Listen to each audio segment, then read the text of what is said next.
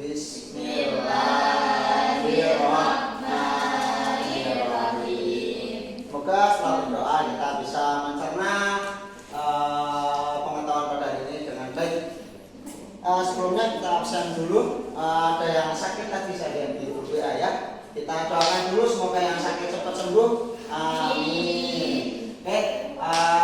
Selanjutnya pertemuan kemarin kita sudah membahas mengenai syariah, ibadah dan juga fikih ya. Hari ini kita akan lanjutkan mengenai ibadah dan karakteristiknya ya. Ini foto Bapak ya, masih SMP. Nah, oke. Baik, kita masuk ke pengertian ibadah terlebih dahulu. Nah, menurut bahasa ada 4 apa itu ibadah. Yang pertama ada taat, ada tunduk, ada ingat dan juga ada pengabdian. Yang dimaksudkan bahwasanya ibadah ini bentuk ketaatan kita, ketundukan kita, pengabdian kita kepada Tuhan kita Allah Subhanahu wa Ta'ala.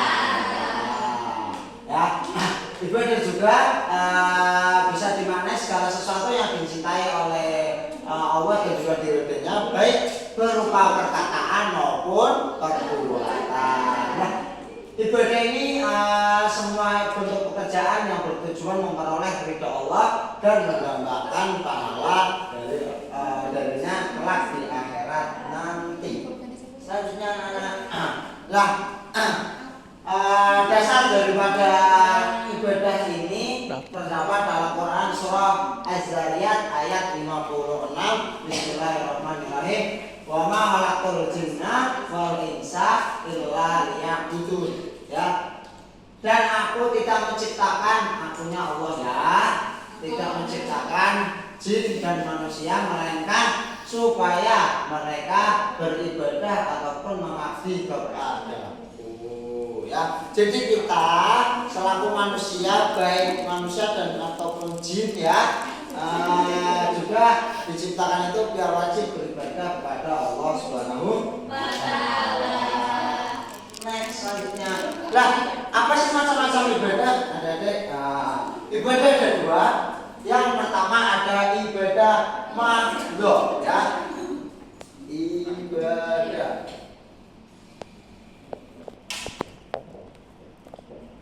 ada mahdhah.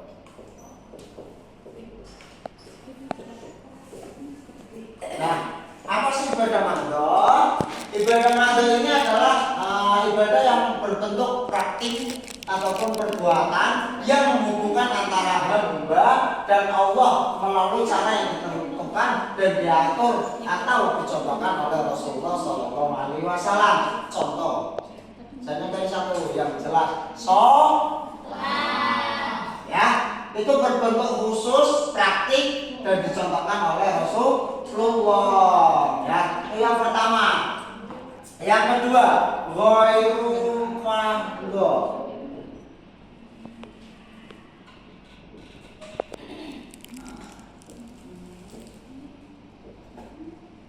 Lah, apa sih pengertian ghairu mahdhah dari anak-anak? Ibadah umum berbentuk hubungan ya. Kalau tadi mahdhah ini hubungannya kepada Allah, dan ghairu mahdhah ini hubungannya dengan manusia lain ya.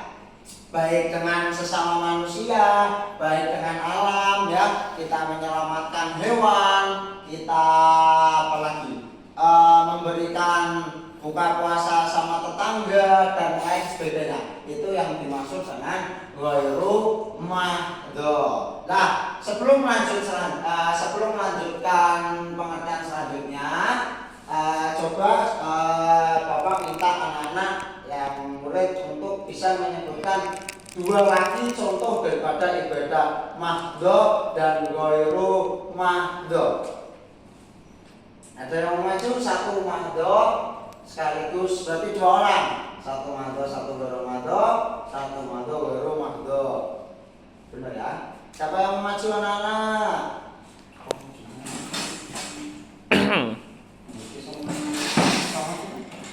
Zakat.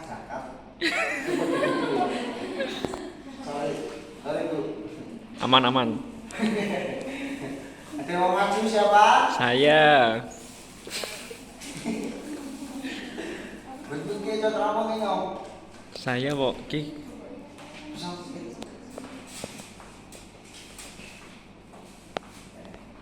Satu baru mandok, dan satunya baru mandok.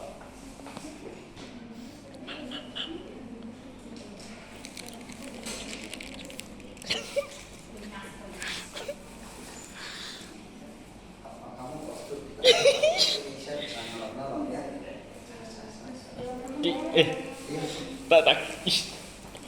Cek kayak gini. Pin nyemak maju pin. Delok gojek ke delok. Oke, baik. Terima kasih. Kita tepuk tangan semuanya. Oke, selanjutnya ada maju untuk 2 ibadah mandok. Masa semua maju. Kamu megangnya sini kamu tuh murid apaan ya? Berendaran kamu ya. Pantesan tidak naik kelas. Apa namanya? Salah. Bener. Terus gue coba oke. Tepuk tangan buat Mas Rasid ya. Itu perbedaan tulisan yang sangat jelas, tangan maksiat. Woi. Baik, saya kira udah banyak yang paham mengenai apa itu ibadah mandor. Yang jelas intinya mandor lebih kepada Allah. Kalau ghairul mandor itu sesama manusia. Next. Nah, apa sih prinsip-prinsip ibadah dalam Islam? Yang pertama, yang jelas niat beribadah hanya kepada Allah. Dan yang kedua, keharusan untuk menjadikan Rasulullah SAW sebagai tauladan pembimbing dalam ibadah. Laqad kana lakum fi Rasulillahi uswatun hasanah. Ya, Rasulullah ini diutus untuk menjadikan contoh kita semua. Yang ketiga, ada ibadah memiliki batas kadar dan waktu yang tidak boleh dilampau. Ya, ada kadar waktunya. Sholat waktu subuh bukan ada batasan sampai selesainya, yaitu sampai terbitnya matahari. Waktu asar pun demikian, sampai waktunya sholat maghrib dan lain sebagainya. Ada waktu-waktunya tersendiri. Keharusan menjadikan ibadah dibangun di atas kecintaan, ketundukan, ketakutan, dan pengharapan kepada Allah Subhanahu wa Ta'ala. Beribadah dalam keseimbangan antara dunia dan akhirat. Jadi kita harus bisa porsinya menyeimbangkan antara dunia dan juga akhirat. Selain tadi Mandor dan Mandor ya. Jadi kita harus seimbang antara hablum Allah dan juga hablum minan nas. Nah, ibadah tidaklah gugur kewajibannya sejak manusia balik dalam keadaan berakal sampai mati ya. Lantas apa keterkaitannya ibadah kita dalam sehari-hari ya? Tentunya ibadah ini menjadi titik spiritual kita paling tinggi, di mana ya kita menjalankan seharian. Sebenarnya semua yang kita lakukan adalah ibadah, termasuk menuntut ilmu adik-adik, karena yang penting kita kembali ke niat kita menuntut ilmu untuk mencerdaskan diri kita, mencerdaskan orang lain, itu akan bernilai ibadah. Baik, mungkin itu saja dari Bapak. Selanjutnya nanti akan tak kirim di grup WA, ada tugas berbentuk kuis ya. Nanti silakan dikerjakan. Nanti minggu depan akan saya rekap nilai untuk untuk nilai tambahan kalian. Bisa dipahami sampai sini? Bisa, Pak. Mungkin itu saja yang bisa Bapak sampaikan ya. Intinya kita harus meniatkan ibadah kita pada Allah dan harus menyeimbangkan antara dunia dan juga akhirat. Itu saja. Kita tutup dengan bacaan alhamdulillah. Alhamdulillahirabbil alamin. Assalamualaikum warahmatullahi wabarakatuh. Waalaikumsalam warahmatullahi wabarakatuh.